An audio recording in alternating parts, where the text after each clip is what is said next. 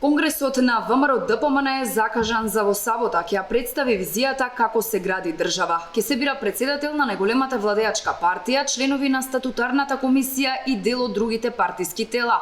Лидерот и премиер Христијан Мицкоски уверува, со внатре-партиската катарза и освежувањата во владата кои следат, ќе се трасира патот како понатаму ќе се функционира и во рамки на партијата, но и генерално на државно ниво. Од Кавадарци треба да стигнат и неколку стратешки документи со кои партијата сака да ја дефинира својата иднина како владеачка структура. На брифинг со новинарите Мицкоски соопшти дека промените ќе почнат, но нема да застанат со Конгресот. Во втората половина на декември се очекува да бидат изгласани новите министри, но најави и своевидна реконструкција на владата на пролет. Во сабота ќе се представи визијата за едно ново поглавје, визија за тоа како ќе функционира ВМРО-ДПМН, но и Македонија до 2030 година. Ќе бидат присутни околу 1800 гости и околу 850 делегати. По самитот во Брисел, кој ќе се одржува во 15 до 18 декември, ќе се гласаат и министрите. Освежување и реконструкција планирани се за периодот април-мај. Со промените во партијата, по Конгресот почнува катарзата, која потоа ќе се преточи на ниво на владата.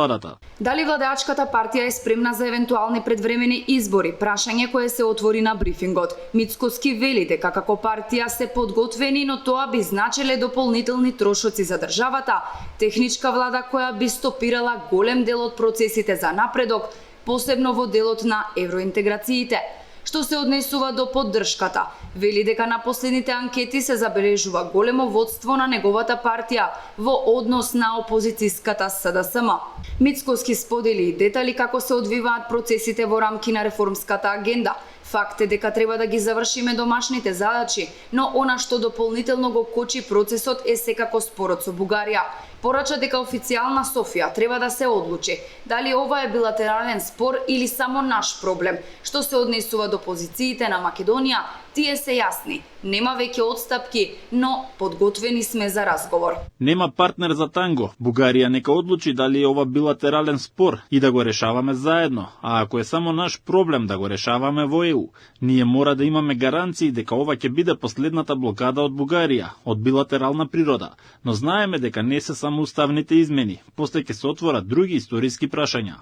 Дополнително на најавените кадровски освежувања и реформските чекори што ќе произлезат од Конгресот, значајна улога ќе има и новиот стратешки правец што партиското раководство го подготвува за наредните години. Опфатени се повеќе области, од економски раст и инфраструктурни инвестиции до енергетска сигурност и реформи во образованието, здравството. А нивната промоција, најавена за сабота, има за цел да испрати порака дека партијата настојува не само на внатрешно обновување, туку и на пошироко државно преобликување во годините кои следат.